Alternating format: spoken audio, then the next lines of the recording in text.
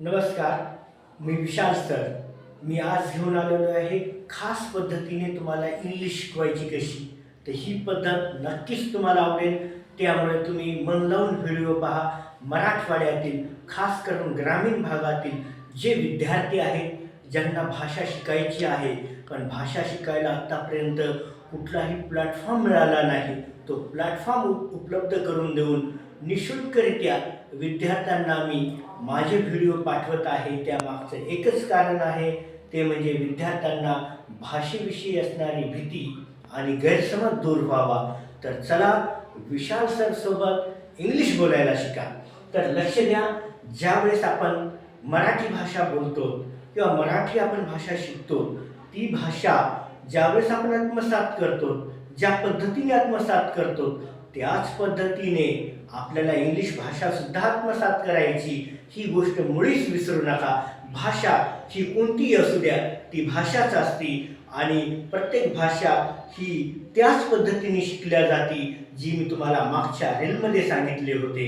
तर पहा, ज्या पद्धतीने आपण भाषा शिकतो, तर भाषा शिकत असताना प्राथमिक लेवलवर आपण जे शब्दप्रयोग करतो, ते शब्दप्रयोग कसे असतात ते मी तुम्हाला सांगतो आणि त्यानंतर आपण इंग्लिशकडे वळूया.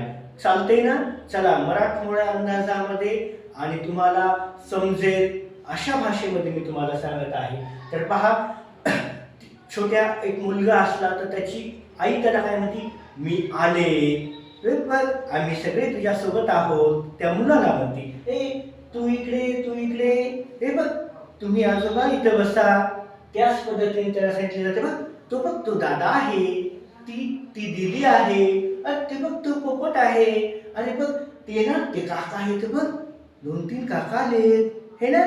तर तो लक्षपूर्वक ऐकतो. मग हे झालं मराठी भाषेचं. मग आपल्याला इंग्लिश भाषा शिकायची, तर या सगळ्याला इंग्लिशमध्ये काय म्हणते आणि त्याचा उपयोग कसा केला जातो, हेही शिकणं आवश्यक आहे. तर चला वळूया आता मराठीकडून इंग्लिशकडे. तर पहा, मी याला इंग्लिशमध्ये आई म्हणतात. आई म्हणजे काय, तो स्वतःविषयी माहिती सांगणं आणि स्वतःविषयी माहिती सांगण्यासाठीच आपण आईचा उपयोग करतो. आम्ही याला इंग्लिशमध्ये वी म्हणतो. वी म्हणजे काय, तर आम्ही, बरोबर. म्हणजे 2 किंवा 2 पेक्षा जास्त लोकांचा जो समूह आहे आणि त्या समूहात आपण आहोत, त्याविषयी माहिती सांगण्यासाठी आपण वीचा वापर करतो. जसं की आम्ही सर्व भावंडे आहोत, आम्ही सर्व विद्यार्थी आहोत, आम्ही सर्व भारतीय आहोत, आम्ही सर्व शेजारी आहोत. अशा पद्धतीने आपण त्याचा उपयोग करत असतो. एक मजेशीर गोष्ट, तू आणि तुम्ही आपण मराठीमध्ये सहजरित्या बोलतो, परंतु इंग्लिशमध्ये याला यूच वापरल्या जाते. पहा, जसं की आपल्यापेक्षा वयाने छोटा असणारा, त्याला आपण एकेरी आवाजामध्ये बोलतो, ए तू इकडे ये, तर त्याच्यासाठी इंग्लिशमध्ये यू वापरतात. त्याच पद्धतीने आपल्यापेक्षा जे वडीलधारे किंवा मोठे आहेत, ज्यांना आपण आदराने बोलतो, तुम्ही, त्याच्यासाठी यू वापरतात. म्हणजेच वयाने जे ज्येष्ठ आहेत त्यांच्यासाठी आदरार्थी शब्द यू आहे. त्याच पद्धतीने तो दादा आहे, राईट, त्याला तो दादा आहे म्हणजे तो काय करतो, एक लिंग दाखवतो, पुरुषलिंगी, बरोबर. तर त्याच्यासाठी आपण ही वापरतो. म्हणजेच एक पुरुष किंवा एकच मुलगा, त्याला उद्देशून बोलण्यासाठी आपण हीचा उपयोग करतो.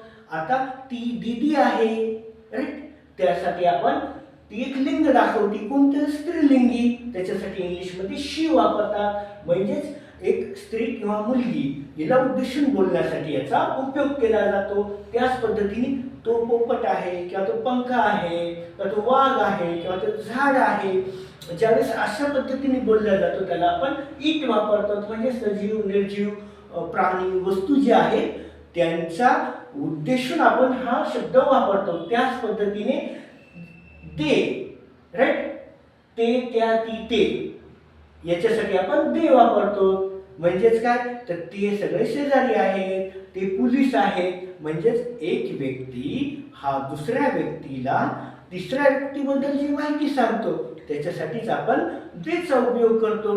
समजा 2 मुलं आहेत, ते रस्त्याने जात आहेत, त्यापैकी एका मुलाचे शिक्षक जर असले रस्त्यामध्ये 2-3 ग्रुपने चाललेले, तर लगेच तो काय म्हणतो त्या मित्राला, अरे हे बघ ते माझे शिक्षक आहेत. तर अशा पद्धतीने ही प्राथमिक स्वरूपाची मी तुम्हाला माहिती सांगितलेली आहे. नक्कीच तुम्ही ही माहिती समजून घेतली असेल. एवढ्या सोप्या पद्धतीने सांगण्याचा उद्देश आहे की मराठवाड्यातील संपूर्ण जे काही विद्यार्थी आहेत किंवा जे काही भाषा शिकू इच्छिणारे आहेत त्यांना एक राजमार्ग मिळावा. तर नक्कीच आत्मविश्वास ठेवा आणि माझ्यासोबत इंग्लिश बोलायची तुम्ही आजपासूनच तयारी करा. अशा पद्धतीने प्राथमिक लेवलची माहिती सांगितल्याच्या नंतर मी तुम्हाला पुढच्या रीलमध्ये ॲम इज आर याचा उपयोग कशा पद्धतीने करायचा पब्लिक स्पीकिंगमध्ये विथ प्रिपोजिशन्स मी तुम्हाला सांगणार आहे. तर काळजी करू नका. आज आणि या क्षणापासूनच तुम्हाला अगदी लहान मुलाप्रमाणे भाषा शिकवण्याची जबाबदारी माझी आहे. तर माझा यूट्यूब चॅनल, इंस्टाग्राम ज्या काही पोस्ट आहेत त्याला लाईक करा, शेअर करा, सबस्क्राईब करा आणि शिका विशाल सर सोबत एक अनोखी इंग्लिशची पद्धत. तर भेटूया पुढील व्हिडिओमध्ये. नमस्कार.